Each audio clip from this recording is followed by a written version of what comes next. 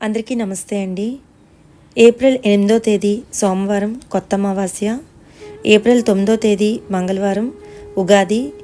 ఈ 2 రోజులు కూడా అమ్మవారిని విశేషంగా ఏ విధంగా కొలవాలి, కొత్త అమావాస్య రోజు అమ్మవారికి ఏ సమయంలో ఇంట్లో పూజ చేసుకోవాలి, అలానే ఆ రోజు గ్రహణం ఉందా, గ్రహణం ఉంటే ఎలాంటి నియమాలు పాటించాలి, అలానే ముఖ్యంగా ఉగాది రోజు చేయవలసిన అతి ముఖ్యమైన కొన్ని పనులు, పూజా విధానం అన్నీ కూడా ఈరోజు నేను మీకు ఈ వీడియోలోనైతే క్లియర్గా చూపించబోతున్నాను.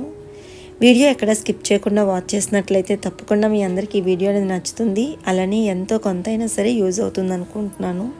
ముందుగా ఏప్రిల్ 8వ తేదీ సోమవారం నాడు కొత్త అమావాస్య. ఆ రోజు మనకి సూర్యగ్రహణం ఉందా లేదా అని అడుగుతున్నారు. మనకి అంటే ఇండియాలో అయితే సూర్యగ్రహణం లేదండి. ఇండియాలో ఉండేవాళ్ళు గర్భిణీ స్త్రీలు కానీ మరి ఎవరైనా సరే ఎలాంటి నియమాలు కూడా పాటించవలసిన అవసరం లేదు. ఆ రోజైతే మనకి సూర్యగ్రహణం లేదు. అయితే మనకి తెలుగు నెలల్లోని మొదటగా ప్రారంభమయ్యే అమావాస్య కొత్త అమావాస్య ఉగాది ముందు రోజు వస్తుంది. ఆ రోజు ముఖ్యంగా ప్రతి ఒక్కరూ కూడా ఏ ఊర్లో ఉన్నా మనం ఎక్కడున్నా సరే మన గ్రామ దేవతలకి పసుపు కుంకుమ అనేది ఇచ్చుకోవాలి. స్వయంగా మన గ్రామానికి వెళ్ళకపోయినా సరే ఇంట్లో అయినా సరే అమ్మవారి రూపాన్ని తలుచుకొని అమ్మవారికి మనము పసుపు కుంకుమని ఇచ్చుకొని చక్కగా పూజనైతే చేసుకోవాలి. అదే దగ్గరలో మనము గ్రామాల్లో ఉన్నామనుకోండి, అంటే మన ఇంటి దగ్గరలోనే మన గ్రామదేవత ఉందనుకోండి, గుడికి వెళ్ళి అమ్మవారికి పసుపు కుంకుమ, చీర జాకెట్టు, వీలైతే గాజులు, అలానే కొంచెం బియ్యం, కొంచెం పెసరపప్పు అన్నీ కూడా వెళ్ళి సమర్పించి అమ్మవారికి మనస్ఫూర్తిగా దండం పెట్టుకొని రావాలి. ఎప్పుడైనా సరే గ్రామదేవతల్ని ఎప్పుడూ కూడా మర్చిపోకూడదు. గ్రామదేవతల తర్వాతే మనం ఏ పూజ అయినా మొదలు పెట్టాలి. మనం బయటికి ఎక్కడికి వెళ్ళినా సరే లేదా ఏ పూజ మొదలు పెట్టినా సరే ముందుగా మనం గ్రామదేవతలకు పూజ చేయాలి. కాబట్టి ముందుగా గ్రామదేవతలకి పూజ చేసిన తర్వాతనే ఇంట్లో మనము అమావాస్య లక్ష్మీదేవి పూజనైతే చేసుకోవాలి. ఆ రోజు విశేషంగా ఒక అద్భుతమైన దీపాన్ని కూడా పెట్టుకుంటే చాలా మంచిది. అయితే ఆ రోజు పూజ అనేది మీరు సాయంత్రం 6 గంటల తర్వాత చేయొచ్చు, లేదా అర్ధరాత్రి 12 గంటలకైనా సరే చేయొచ్చు. ముందుగా పూజను ఏ విధంగా చేసుకోవాలంటే, మనం పూజ చేసుకోవాలనుకునే వాళ్ళైతే కనుక రోజంతా మనము నాన్ వెజ్ తినకుండా ఉంటే సరిపోతుంది. ఇంకా ఏ విధమైన నియమాలు కూడా పాటించవలసిన అవసరం లేదు. యథావిధిగా ఇల్లంతా కూడా శుభ్రం చేసుకోవాలి. చక్కగా ద్వారబంధం కూడా అలంకరణ చేసుకోవాలి. ఇంటికి తోరణాలు కట్టుకోవాలి. పచ్చని మామిడి తోరణాలను కట్టుకోవాలి, లేదా వేపాకులను కట్టుకోవాలి. కట్టుకొని చక్కగా పూజనైతే చేసుకోవాలన్నమాట. దేవుడి గదిలో కానీ పీట కానీ వేసుకొని పూజ చేసుకోవాలి. ముఖ్యంగా ఈ పూజని అర్ధరాత్రి చేసుకుంటే చాలా మంచిదండి. వీలవ్వలేని వాళ్ళు ఆ రోజులో ఎప్పుడైనా సరే చేసుకోవచ్చు. ఒక పీట వేసుకొని పీట మీద ఒక క్లాత్ వేసి అమ్మవారి పటాన్ని పెట్టుకోవాలి. అమ్మవారి పటానికి కానీ విగ్రహానికి కానీ ఈ కొత్త అమావాస్య రోజు లేదా ఉగాది రోజు మనం పసుపు కొమ్ములతో మాల వేస్తే చాలా మంచిది. గ్రామదేవతకైనా సరే పసుపు కొమ్ములతో మాల వేసి పూజ చేస్తే చాలా మంచిది. అయితే ఈ పసుపు కొమ్ములతోని సింపుల్గా మాలను ఏ విధంగా చేసుకోవాలనేది మన సెకండ్ ఛానల్లో పోస్ట్ చేశాను. ఒకవేళ ఎవరైనా చూడకపోతే కనుక వీడియో లింక్ అనేది డిస్క్రిప్షన్ బాక్స్లో ఇస్తాను. ఒకసారి వీడియోని చూసుకొని పసుపు కొమ్ముల మాలనైతే చేసుకొని ఇంట్లో అయినా సరే గ్రామదేవతకైనా సరే ఆ మాలనైతే వెయ్యండి. సంవత్సరం పొడవునా మనకి బాగుంటుంది అన్నమాట ఇంట్లోని. అలానే అమ్మవారి విగ్రహం ఉంటే అమ్మవారి విగ్రహం పెట్టుకోవచ్చు. ఇంట్లోనే గ్రామదేవత పూజ చేస్తే కనుక చక్కగా గ్రామదేవతకి మనము ఏ పటం కానీ ఏ విగ్రహం కానీ పెట్టుకోము. కాబట్టి ఒక పసుపు ముద్దను చేసుకొని ఆ పసుపు ముద్దకి కొంచెం గంధం ఇంకా కుంకుమ బొట్టు పెట్టుకొని దాన్నే మనం మన గ్రామదేవతగా భావించి పూజనైతే చేసుకోవాలి. అలానే పీట మీద వేపాకులనైతే వేయాలండి. అమావాస్య రోజు పూజ చేసినప్పుడు వేపాకులను వేసి ఒక ప్లేట్ పెట్టి అందులోని మనం పసుపు ముద్దను పెట్టి గ్రామదేవతని అయితే ఆవాహనం చేసుకోవాలి. ఆ తర్వాత ఇలా వీడియో క్లిప్పింగ్లో చూపించినట్టు ఒక మట్టి కుండనైతే తెచ్చుకోవాలి. ముందు రోజే తెచ్చుకుంటే మంచిది. ఆ మట్టి కుండకు కూడా క్రాస్ మార్క్ పెట్టుకొని తెచ్చుకోండి. మనం మంచి పనికి ఉపయోగిస్తున్నాం కాబట్టి క్రాస్ మార్క్ పెట్టుకొని తెచ్చుకోవాలన్నమాట. అలా తెచ్చుకున్న దాన్ని చక్కగా కడుక్కొని ఈ పూజలోని నిండుగా పసుపు రాసి గంధం ఇంకా కుంకుమ బొట్లు పెట్టుకొని ఇలా అలంకరణ చేసుకోవాలి. అందులోని శుద్ధ జలం అయితే వేసుకోవాలి. అప్పటికప్పుడే పట్టినవి కానీ లేదా మనం వాడలేని జలాన్ని కానీ వేసుకోవాలి.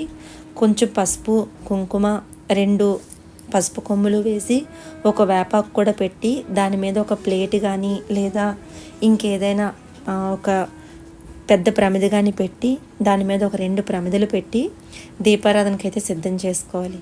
వాటితో పాటుగా మనం నిత్య దీపం పెట్టుకుంటాం కదా, ఆ దీపాలను కూడా సిద్ధం చేసుకొని అన్నిటిని కూడా చక్కగా ఏకహారతితో కానీ లేదా అగరవత్తితో కానీ దీపారాధన అయితే చేసుకోవాలి.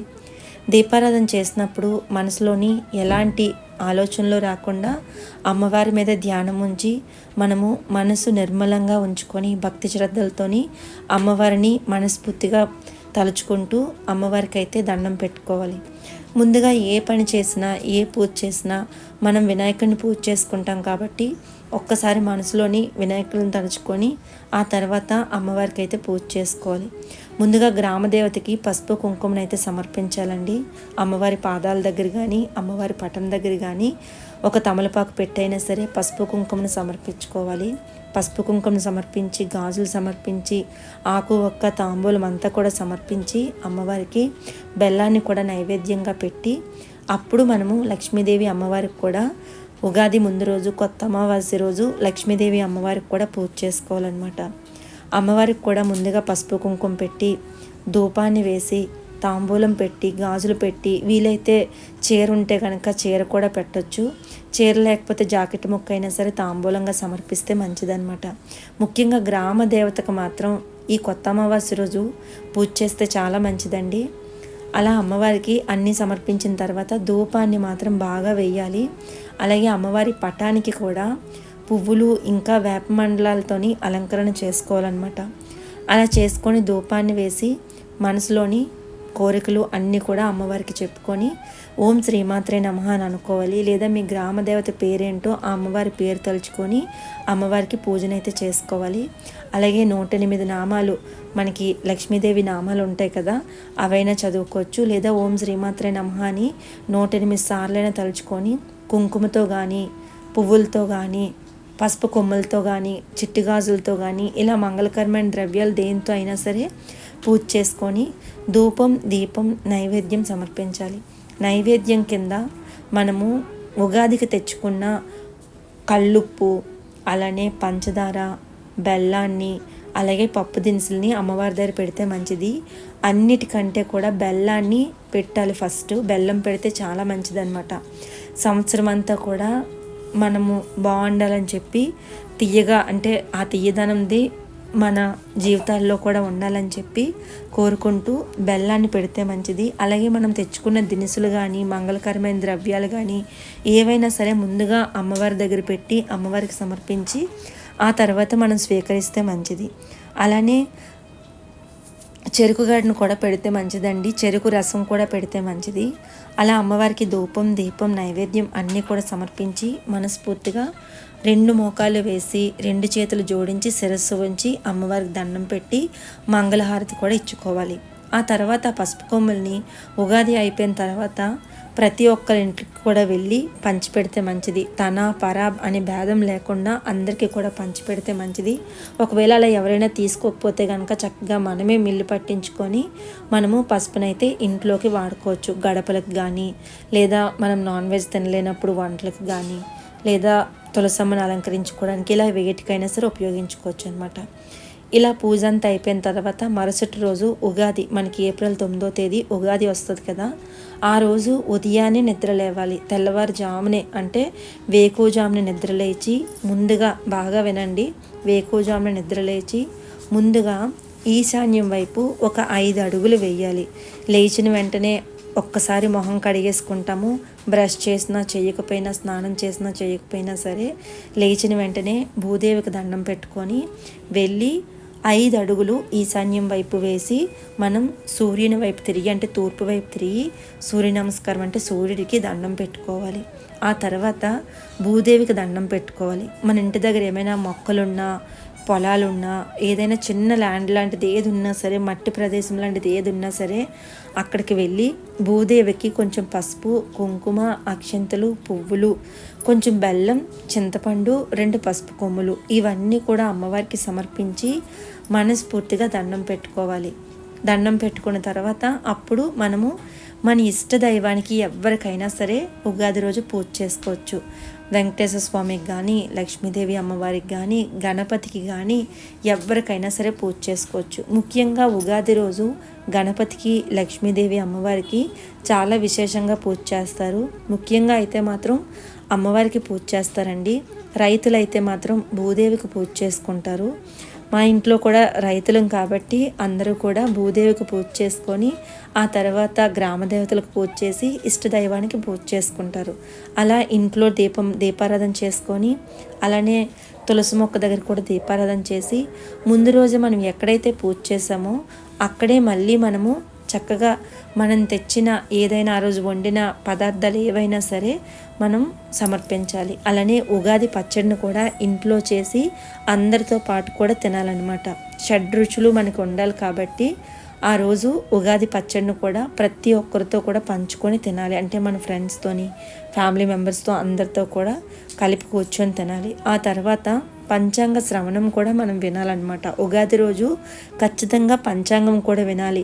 మనకి దగ్గరలో ఉండే ఏదైనా టెంపుల్కి వెళ్ళైనా సరే, లేదా ఎవరైనా పంతులు గారి దగ్గరికి వెళ్తే వాళ్ళైనా చదువుతారు, అక్కడికి వెళ్ళైనా లేదా టీవీలో అయినా సరే మనం పెట్టుకొని ఆ పంచాంగ శ్రవణం అనేది ఖచ్చితంగా వినాలన్నమాట. అలా వింటే చాలా మంచిది, సంవత్సరం అంతా కూడా బాగుంటుంది అంటారు. అమ్మవారి దయ వల్ల ఏడాది అంతా కూడా మనందరికీ కూడా ఆయుర ఆరోగ్యాలు, అష్టైశ్వర్యాలు అమ్మ ఇవ్వాలని మనస్ఫూర్తిగా కోరుకుంటున్నాను. అలా ఇంట్లోని పిల్లలతో పాటు కూర్చొని పూజనంతటినీ కూడా చేసుకొని సంతోషంగా పిల్లలు, పెద్దవాళ్ళు అంటే మన ఫ్యామిలీ మెంబర్స్ అందరూ కూడా గ్యాదర్ అయ్యి చక్కగా పూజనైతే సెలబ్రేట్ చేసుకోండి. మన కొత్త సంవత్సరం కాబట్టి ఇంగ్లీష్ నెలల్లో వచ్చిన కొత్త సంవత్సరం కంటే కూడా మన తెలుగు సంవత్సరంలో వచ్చిన కొత్త సంవత్సరాన్ని మనందరం కూడా కలిసి ఇంట్లో జరుపుకుంటే చాలా మంచిది. అయితే ఆ రోజు ఉపవాసం లాంటివి ఏమీ ఉండాల్సిన అవసరం లేదండి. మనకు నచ్చిన పదార్థాలని ఏదైనా సరే తినొచ్చు. చాలామంది నాన్ వెజ్ తింటారు, చాలామంది నాన్ వెజ్ తినరు. మా సైడ్ అయితే అందరూ కూడా నాన్ వెజ్ తింటారు, కొంతమంది అయితే నాన్ వెజ్ తినరు. అలా ఎవరి సాంప్రదాయం ప్రకారం, ఎవరింటి ఆనవాయితీ ప్రకారం వాళ్ళు అలా పాటిస్తే సరిపోతుందన్నమాట.